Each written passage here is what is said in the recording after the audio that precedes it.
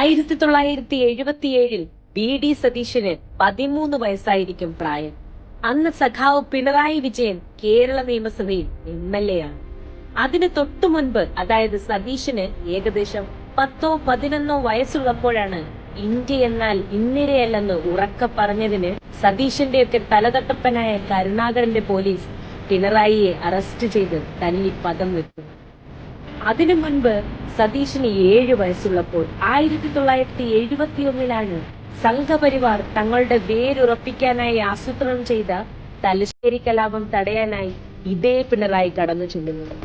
അന്ന് കലാപകാരികളിൽ നിന്ന് മുസ്ലിം പള്ളി സംരക്ഷിക്കാനായി കാവൽ നിന്ന് UK കുഞ്ഞിരാമൻ ജീവൻ വെടിയേണ്ടി വന്നതിനെ കുറിച്ച് ഇന്നും ആത്മവേദനയോടെയാണ് പിണറായി എവിടെയും പറയാറ്. അതായത് VD സതീശൻ അയാളുടെ പിതാവിന്റെയും മാതാവിന്റെയും ചിന്തകളിൽ പോലും ഉണ്ടാകുന്നതിന് മുന്നേ ഈ നാടിനെ സംഘപരിവാറിൽ നിന്നും സംരക്ഷിക്കാൻ തെരുവിലിറങ്ങിയ ആളാണ് ഇന്ന് 80 പിന്നിട്ട ആ കമ്മ്യൂണിസ്റ്റ്. ചരിത്രത്തിന്റെ X ആക്സിസിലും Y ആക്സിസിലും എങ്ങനെയൊക്കെ സഞ്ചരിച്ച് ഏത് പോയിന്റിലെത്തിയാലും പിണറായി വിജയൻ എന്ന കമ്മ്യൂണിസ്റ്റ് സംഘപരിവാരത്തിനെതിരെ നിലകൊണ്ടതിന്റെ രേഖാചിത്രം കാണാൻ. ഹിന്ദുത്വ ശക്തികൾ തലയ്ക്ക് 2 കോടി ഇനാം പ്രഖ്യാപിച്ച ഏക മുഖ്യമന്ത്രി അയാളാകുന്നത് ആരെ ഭയക്കണമെന്ന് അവർക്ക് കൃത്യമായി അറിയാവുന്നതിന് 1.5 പതിറ്റാണ്ടിലധികം നീണ്ട പാർട്ടി സെക്രട്ടറി പദത്തിൽ നിന്ന് മുഖ്യമന്ത്രി ആയപ്പോഴും ആ വീര്യം പിണറായി ആർക്കും പണയം വെച്ചിട്ടില്ല.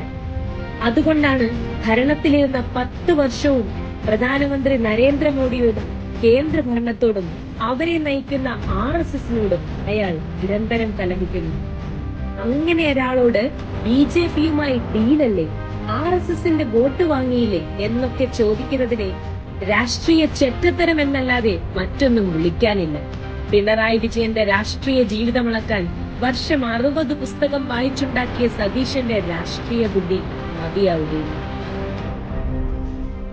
സംഘികളുമായിട്ട് ഡീലല്ലേ, സംഘികളോടൊപ്പം നിന്ന് കളിക്കുന്നവരല്ലേ പിണറായി വിജയന്റെ പാർട്ടി, അല്ലെ പിണറായി വിജയൻ എന്നൊക്കെ പറഞ്ഞുകൊണ്ട് മെഴുകുന്ന പുതിയ അണികൾ, അല്ലെ അണികളോടൊപ്പം വന്നു വരുന്ന കുറച്ച് കുട്ടിക്കൊങ്ങികളും കുട്ടി സംഘികളും ഒക്കെ അറിയാൻ വേണ്ടിയിട്ടാണ് ഈ ഒരു വീഡിയോ ഞാൻ പങ്കുവച്ചിരിക്കുന്നത്.